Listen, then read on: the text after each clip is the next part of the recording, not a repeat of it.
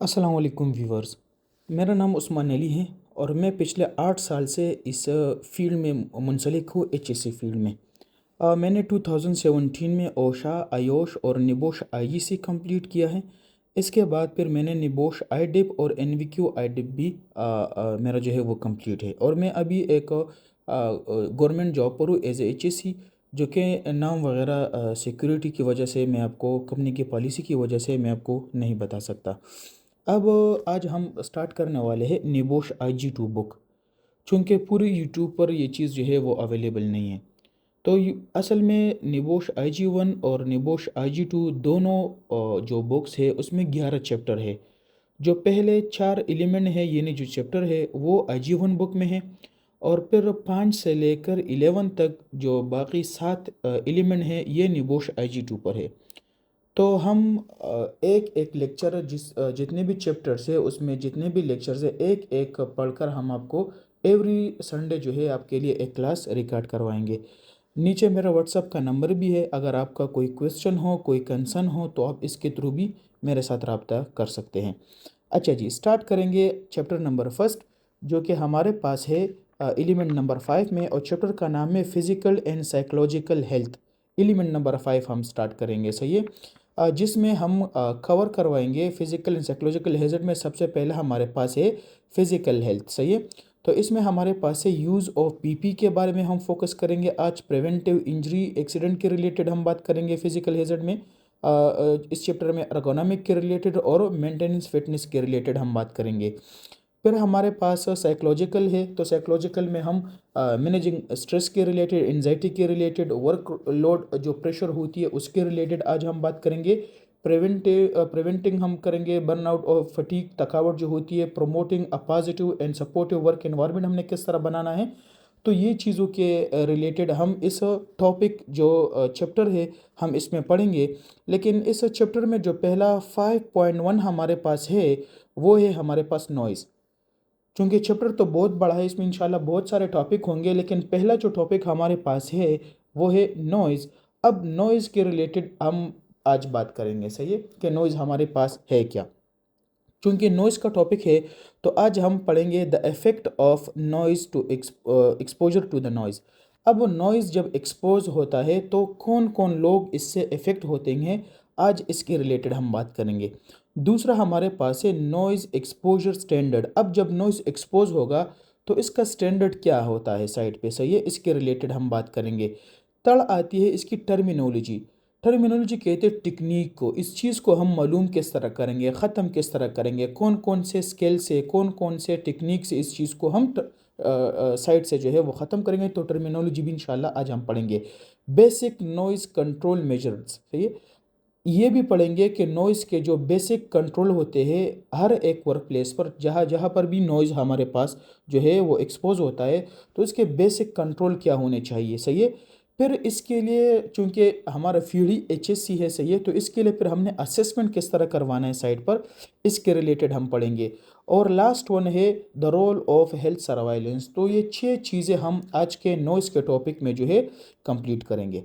पहला हमारे पास है the effect of exposure to noise. अब जब नॉइज़ जो है हमारे पास जो है एक्सपोज होता है साइड में, तो इफ़ेक्ट किन किन लोगों पर पड़ती हैं।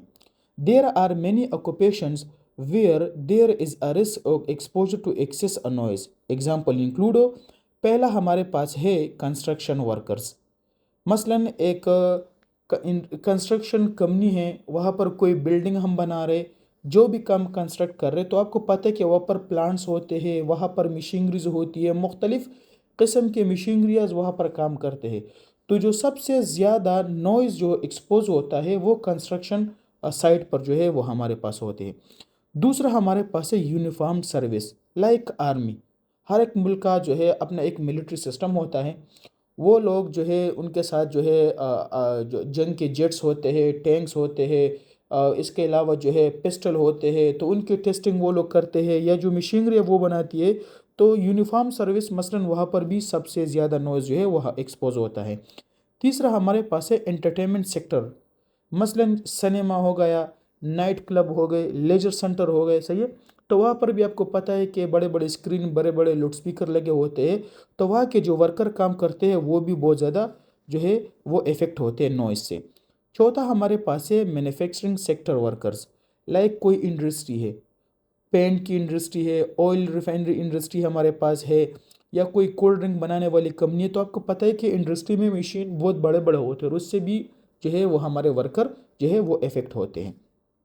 लास्ट वन हमारे पास है कॉल सेंटर स्टाफ। आपको पता है कि बड़े बड़े सिम के नेटवर्क्स अवेलेबल है, अपने कस्टमर को कॉल करते हो सारा दिन, जो है ब्लूटूथ हो गया या अदर चीज़ें हो गई, तो हमारे जो वर्कर्स होते हैं कॉल सेंटर में उनके कानों में ही होती है, तो कॉल्स आते हैं उनको अटेंड करते हैं।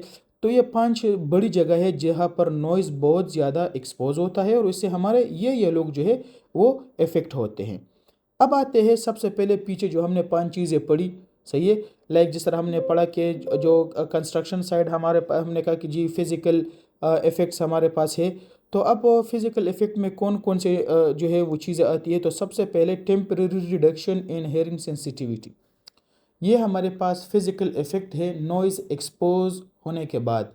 जो हमारा वर्कर है वो टेम्परेरी सुनने से कासिर हो जाता है, तो ये सबसे पहला नुकसान है हमारे साथ साइड पे। दूसरा हमारे पास है नॉइज़ इंड्यूस्ड हेयरिंग लॉसेस। कभी ना कभी परमानेंट भी हमारा वर्कर जो है वो नॉइज़ से जो है वो कासिर हो जाता है और सुनने का काबिल जो है वो नहीं रहता। तीसरा हमारे पास है tinnitus persistent ringing in the ears as the result of repeated exposure. कभी ना कभी आपको पता है कि हमारे कानों में जो है रिपीटेड वो आवाज़ें बार बार आती है, तो ये हमारे पास फिज़िकल इफ़ेक्ट्स है एक वर्क प्लेस पर निकलती है किस चीज़ों से। मैंने ऑलरेडी आपको बता दिया कि हमारे पास जो सच एज व्हीकल्स होते हैं, जो अलार्म वार्निंग सायरन्स होते हैं, सही है, कन्वर्सेशन ऑफ स्पोकन इंस्ट्रक्शंस होते हैं, रिजल्ट ऑफ बैकग्राउंड नॉइज़ की वजह से ये हमारे पास फिज़िकल इफ़ेक्ट्स है, जो कि एक जगह पर जब नॉइज़ एक्सपोज होता है तो हमारा वर्कर जो है वो फिज़िकल ये इस तरह इफ़ेक्ट जो है वो होता है। दूसरा हमारे पास है साइकोलॉजिकल इफ़ेक्ट। अब वो लेबर जो है सबसे पहला स्ट्रेस का शिकार होता है, वो तो हमारे फिज़िकल थे, अब ये साइकोलॉजिकल इफ़ेक्ट है, सही है। और जो सबसे बड़ा मसला स्ट्रेस से बनता है साइकोलॉजिकल, वो है इरिटेटिंग बैकग्राउंड नॉइज़।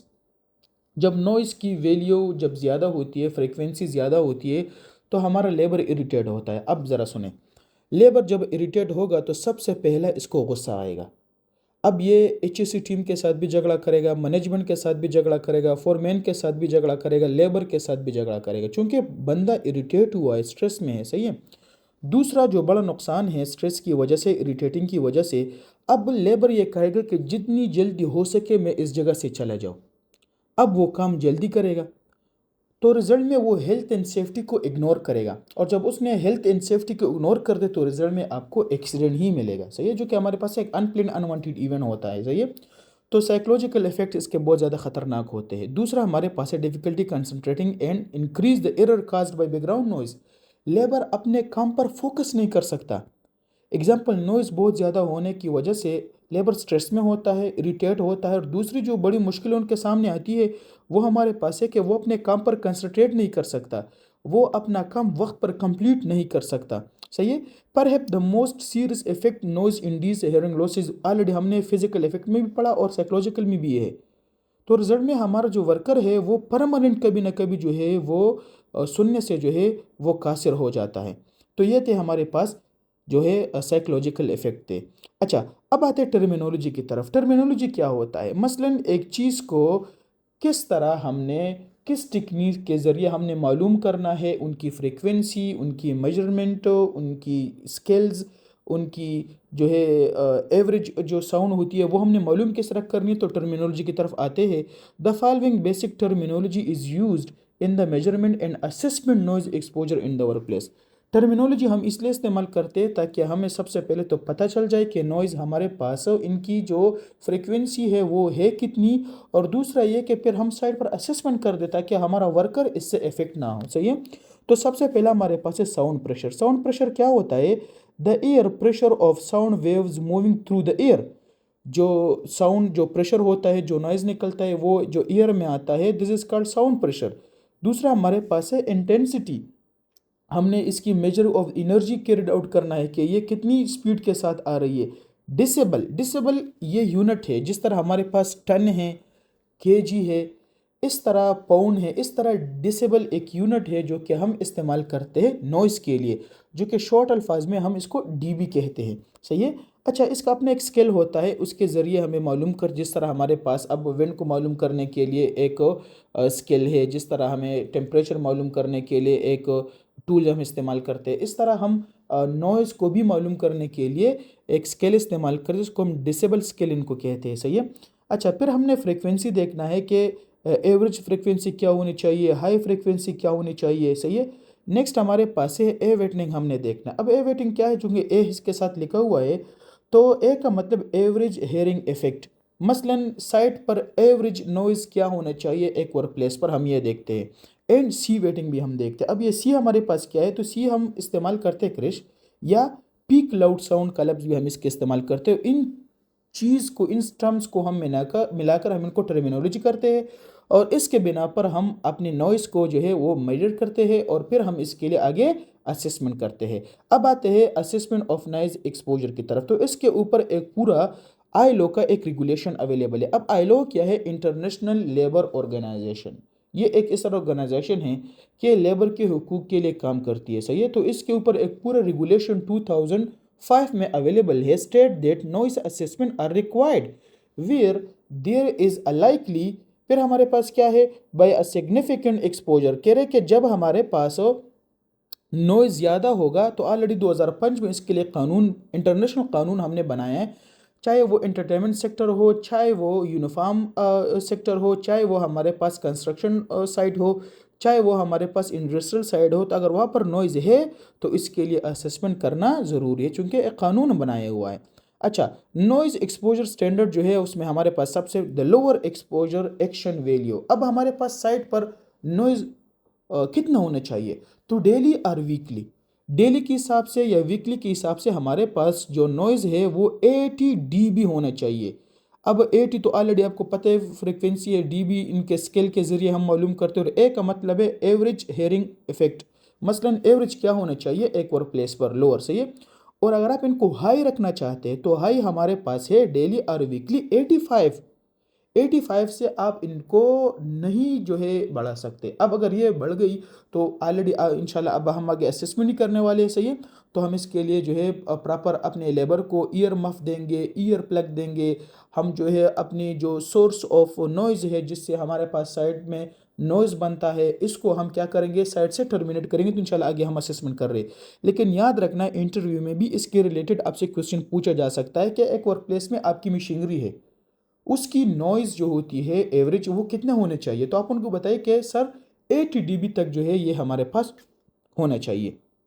अब बेसिक नॉइज़ कंट्रोल मेजर की तरफ आते हैं। हमने बेसिक नॉइज़ कंट्रोल करने के लिए क्या क्या करना है। सही है। In simple term, noise exposure can be control in the three way. तीन तरीकों से, याद रखें, आगे हम तीन तरीके पढ़ेंगे। तीन तरीके से जो है हम अपने जो नॉइज़ है उसको बेसिकली इस चीज़ को हम कंट्रोल करेंगे। सही है। तो इसमें सबसे पहला जो नंबर वन है वो रिड्यूसिंग नॉइज़ एट सोर्स। पिछले मैंने भी बता दिया अभी, क्योंकि हम असेसमेंट अब करने वाले हैं। सही है।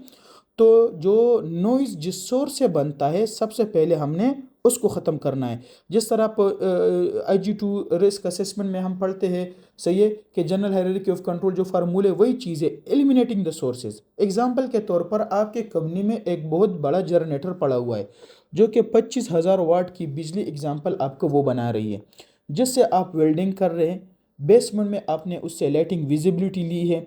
सही है। इसके अलावा फर्स्ट एड रूम में आपने लाइट्स लगाए हुए हैं। कंपनी में पानी जो है वो आपने उसके लिए मोटर्स लगाए हुए ताकि प्रेशर के साथ वो अपनी जगह पर चले जाए। तो एग्जांपल, आप जनरेटर से बिजली ले रहे हैं ना, तो जनरेटर बहुत ज़्यादा शोर कर रहे हैं एग्जांपल। तो बेस्ट तरीका ये है नॉइस कंट्रोल करने के लिए कि आप इस चीज़ को एलिमिनेट कर दे, मसलन जल्द से ख़त्म कर दे साइड से, ताकि ये नॉइज़ ही ख़त्म हो जाए। अब एग्जांपल जनरेटर है, मैंने अभी आपको एग्जांपल दे दिया, तो जनरेटर को हम ख़त्म नहीं कर सकते। वजह क्या है, चूंकि ये हमें सोर्स देता है, सोर्स इसकी हमें जो है बिजली देता है। बिजली में हम जो है पानी जो है हो रहा है, लाइटिंग विजिबिलिटी है, इसके अलावा जो है वो फर्स्ट रूम में हमने लाइट्स लगाए हुए हैं, पानी ऊपर नीचे आ रहा है। सही है। तो देखो, अब हम इस जनरेटर को एलिमिनेट नहीं कर सकते। तो दूसरा जो स्टेप है हमारे पास, सब्स्टिट्यूटिंग द सोर्सेज, इनके लिए कोई मुतबादल हल निकाले। एग्जाम्पल, अब जनरेटर हमें क्या देता है? बिजली। सोलर पैनल हमें क्या देता है? बिजली। बैटरिया हमें क्या देता है? बिजली। और वहाँ का गवर्नमेंट के अपने एक बिजली जो होती है जो कि तारों के शक्ल में हम उनको लाते हैं। तो कह रहे हैं कि इस चीज़ को आप सब्स्टिट्यूट कर ले अगर हो सकता है तब। सही है। नेक्स्ट हमारे पास फिर क्या है? नेक्स्ट हमारे पास है, और वो हमारे पास है third number, modifying the process. अपना प्रोसेस को मॉडिफाई कर दे। एग्जाम्पल के तौर पर मैं आपको वही बात बता रहा हूँ। हम जो है जनरेटर तो लगा हुआ है, सही है, साथ में वेल्डिंग जो है, सॉरी, रिवेटिंग सिस्टम है। रिवेटिंग देखो, अक्सर हम सीलिंग लगाते हैं तो दीवार में जो हमें कीले जो है वो ठोकते हैं, तो बहुत खतरनाक आवाज़, पिस्टल की गोली जिस तरह निकलने वाली आवाज़ निकलती है। अब देखो नॉइज़ और भी बढ़ गया। तो कह रहे कि आप अपने प्रोसेस को मॉडिफाई कर ले, वेल्डिंग जो है ना वो सिस्टम लाए अपनी जगह पर। अब देखो वेल्डिंग मशीन और रिवर्टिंग में दोनों सेम ही हमारे लिए काम देता है, लेकिन जो नॉइज़ है वो वेल्डिंग मशीन बहुत ज़्यादा कम करती है बनिस्बत रिवर्टिंग मशीन के। अच्छा, नेक्स्ट हमारे पास है चौथा नंबर, मेंटेनेंस। देखो अक्सर इस तरह हमारे पास मशीनरीज, हमारे पास पावर टूल्स होते हैं जो कि मेंटेनेंस ना होने की सूरत में उनकी नॉइज़ डबल हो जाती है। तो हम अपने मशीनरीज की, हमने प्लांट्स की मेंटेनेंस देखेंगे। पांचवा हमारे पास है डंपिंग। अब डंपिंग हमारे पास क्या है? एग्जाम्पल, जब आप किसी चीज़ पर हाथ रखते हैं, शोर जब करता है, सही है, तो जब आप हाथ रखते हैं तो वो शोर वो क्या करता है? वो कम करता है, आपको पता होगा। तो कह रहे कि इस तरह डंपिंग करे, मतलब आप रबर पैड इनके अंदर, मशीन के अंदर लगा दे ताकि वो नॉइज़ को वहाँ पर डिस्ट्रीब्यूट कर दे और बाहर कम निकले आवाज़। सही है। नेक्स्ट हमारे पास है साइलेंसिंग। साइलेंसिंग आसान अल्फाज में साइलेंसर जिसे हम कहते हैं, हम पिस्टल में भी उनके मुंह में लगाते हैं ताकि वो गोली की आवाज़ बाहर ना चला जाए। तो इस तरह भी हमारे पास कुछ जो है टूल्स होते हैं ताकि हम लगाते हैं ताकि आवाज़ जो है वो कम हो जाए। तो ये पहला हमारे पास था। हमने कहा कि 3 तरीक़ों से हम अपने नॉइज़ को कंट्रोल करेंगे, जिसमें पहला हमारे पास है रिड्यूसिंग नॉइज़ इट्स सोर्स। पहला तरीका हमारे पास ये है। दूसरा जो तरीका है वो इंटरप्टिंग द पाथवे। हम इसका जो रास्ता है वो रोकेंगे। अब रास्ता रोकने के लिए सबसे पहला ज़रूरी है इंसुलेशन। अब इंसुलेशन हमारे पास क्या? मसलन इस वॉल पैनल लगाया जाए, सही है। एग्जाम्पल, ब्लॉक साउंड टर्मिनेशन, मसलन ट्रांसमिशन, सॉरी, मसलन जब साउंड निकल रहा है तो उनको आप किसी न किसी तरीके से जो है वॉल पैनल के साथ किसी तरीके से आप उनको ब्लॉक कर दे, आइसोलेशन हो जाए। मसलन सेपरेट कर दे, अपने हमारे जो वर्कर है उससे ये चीज़ थोड़ा सेपरेट रखे जिससे ये नॉइज़ पैदा हो रही है, सही है। और थर्ड नंबर हमारे पास है अब्जॉर्प्शन। अब्जॉर्प्शन किसे कहते हैं? मसलन कंपनी में इस तरह एक रूम होना चाहिए जो कि वो क्वाइट रूम हो, जिसमें इनसाइड नॉइज़ जो है वो ना आए। ये इस तरह फैक्ट्री में भी होता है। मैं एक फैक्ट्री में गया था, वहाँ पर नॉइज़ बहुत ज़्यादा था, तो जब 20 मिनट हो गए तो उसने हमें कहा कि हमने अब 8 मिनट तक वापस जाना है, सही है। तो एक रूम में हम उन्होंने लेकर गए, वहाँ पर हमने पानी पी लिया, 6-7 मिनट हम रुक गए, फिर वापस निकल गए। ये रूम इसलिए होता है जब वर्कर ज़्यादा टाइम साइट पर गुजारता है तो वो इस रूम में आता है। ये रूम जो है वो एंटी नॉइज़ होता है, आसान अल्फाज में इसमें नॉइज़ नहीं होता, तो लेबर थोड़ा रिलैक्स होता है, इनकी स्ट्रेस फिटीग कम हो जाती है और वो वापस काम के लिए निकलता है। तो दूसरा तरीका हमारे पास इंटरप्टिंग द पाथवे है इसकी, सही है। तीसरा हमारे पास है प्रोटेक्टिंग द रिसीवर। हमने रिसीवर को क्या करना है? इस चीज़ से प्रोटेक्ट करना है। इसमें सबसे पहले एक्यूस्टिक हेवन। एक्यूस्टिक हेवन हम किसे कहते हैं? एग्जाम्पल, माजरत के साथ ऑब्जर्वेशन मैंने आपको थोड़ा गलत बता दिया। असल में ऑब्जर्वेशन हमारे पास है कोई सॉफ्ट मटेरियल लगाया जाए, जिस तरह हम कमरे में कोई कारपेट डालते हैं तो नॉइज़ कम होती है, फिर हम कोई सोफ़े रखते हैं तो नॉइज़ और भी कम होती है। तो ऑब्जर्वेशन उसे कहते हैं। एक्यूस्टिक वही चीज़ जो अभी मैंने आपको बता दिया कि फैक्ट्री में एक रूम होता है जिसके अंदर हम एक कमरा होता है फैक्ट्री के अंदर जो इंटी नॉइज़ होता है, this is called acoustic haven. माजरत के साथ ये है असल में, सही है। दूसरा हमारे पास है वो है हेयरिंग प्रोटेक्शन होना चाहिए साइड पर, सही है। लेबर को जो है हमने देना है ईयर डिफेंडर या ईयर मफ या ईयर प्लग हमने देना है, सही है, ताकि हमारा लेबर जो है इस नॉइज़ से जो है वो क्या हो, वो अपने आप को थोड़ा कंट्रोल करे और हमारे पास आगे कोई मसला ना हो। अब लास्ट जो है हमारे पास है वो है रोल ऑफ हेल्थ सर्वाइलेंस, सही है। तो अब हमने हेल्थ के रिलेटेड क्या करना है? Health surveillance is appropriate for a worker expose to high noise level in the form of audiometry. जो हेल्थ रिलेटेड हमारे जो टेस्ट होते हैं ये तकरीबन हर महीना हम अपने वर्कर के जो है चेकअप करते हैं आइडियोमेट्री के रिलेटेड से। ये audiometry is a medical test that quantify the sensitivity of a person hearing across the range of frequencies low pitch to high pitch. सही है। आइडियोमेट्री हमारे पास एक मेडिकल टेस्ट होती है जिसमें हम एक बंदे को हम एक क्वाइट रूम में जो है वो बैठाते हैं। सही है। और क्वाइट रूम में जो है वो जब हम वर्कर बैठाते हैं वो साउंड प्रूफ होती है। सही है। और उसमें हम फेंट बीप जो कि एक नॉर्मल सी आवाज़, छोटी सी बहुत लो पिच की आवाज़ होती है, वो हम लगाते हैं और देखते हैं कि लेबर के कानों तो नॉइस इफेक्ट तो नहीं हुआ। तो ये एक हमारे पास हेल्थ सर्वाइलेंस है जो कि हम साइड पर अपने लेबर के लिए जो है वो करते हैं। अब आते हैं हेल्थ एंड सेफ्टी सर्वाइलेंस के रिलेटेड रेगुलेशन की तरफ, के रेगुलेशन हमारे पर लीगल स्टैंडर्ड की तरफ आते हैं। अब अगर एक कंस्ट्रक्शन साइड में नॉइज़ है, एक्सपोज हो रहा है, एंटरटेनमेंट सेक्टर है, इंडस्ट्रियल साइड है, ऑयल एंड गैस है, एग्जांपल सही है, तो लीगल स्टैंडर्ड अब क्या है कि हमने नॉइज़ को कंट्रोल करना है कि नहीं। तो देखो ILO international labour organisation C115 occupational health and safety convention 1981 number 115 एक पूरी लीगल स्टैंडर्ड इस पर अवेलेबल है हमारे पास कन्वेंशन। एक नीचे ज़रा देखिए रिकमेंडेशन है ILO occupational health and safety recommendation. अब कन्वेंशन और रिकमेंडेशन किसे कहते हैं? कन्वेंशन हमारे पास वो चीज़ें होती है जो कि आईलो ने बनाई है कि आपने कंपनी में 100% उसको लागू करना है। अगर वो जिस चीज़ों के सामने कन्वेंशन का लफ्ज़ आ जाए और वो टॉपिक में जो चीज़ें मेंशन हो जो कागज़ पर वो आपकी कंपनी में ना हो तो इट्स मीन आप हेल्थ एंड सेफ्टी के अगेंस्ट काम कर रहे हैं। तो जिस चीज़ के भी सामने कन्वेंशन का लफ्ज़ आ जाए आईलो की तरफ तो आप समझ जाए कि आप हमने इस चीज़ को 100% साइट पर इम्प्लीमेंट करवानी है, चाहे वो नॉइज़ के रिलेटेड हो, जिस चीज़ की भी रिलेटेड कन्वेंशन आ जाए। दूसरा हमारे पास है रिकमेंडेशन। रिकमेंडेशन उस आईलो की तरफ से एक सजेशन होती है कंपनी को, अगर वो ले तो वो पॉजिटिव बात है, कंपनी और भी इनहेंस हो सकती है। अगर वो ना इम्प्लीमेंट करे वो चीज़ें जो रिकमेंडेशन में लिखी है तो कंपनी के ऊपर कोई लीगली एक्शन जो है वो नहीं ले सकता। इसके अलावा एक और वर्कर इन्वायरमेंट जो कि आईलो का 1977 में एक कन्वेंशन अवेलेबल है और 1977 में एक और रिकमेंडेशन भी अवेलेबल है। तो ये है हमारे पास लीगल स्टैंडर्ड जो कि हम एक अपनी साइट में जो नॉइज़ होगी तो इसको हमने 100% फॉलो करना है। अच्छा मैं आपको एक और बात बता देता हूँ। नॉइज़ हमारे पास इस तरह चीज़ होती है साइट पर कि ये सुबह आने से, हमारे आने से ही शुरू होती है और हमारे जाने पर ही ख़त्म होती है। तो जब एक चीज़ अब ख़त्म नहीं होगी तो इसके लिए आप as a safety professional assessment आप लोगों ने साइट में ज़रूर करना है। तो ये था हमारा चैप्टर नंबर 5 IG2 बुक में। सही है। चैप्टर का जो नाम था वो साइकोलॉजिकल एंड जो है फिजिकल इफ़ेक्ट था और जो इसमें 5.1 था वो है हमारे पास नॉइज़। इंशाल्लाह मिलते हैं नेक्स्ट वीक और नए टॉपिक के साथ जो कि हमारे पास होगा 5.2 वाइब्रेशन, उसके रिलेटेड हम जो है क्लास लेंगे।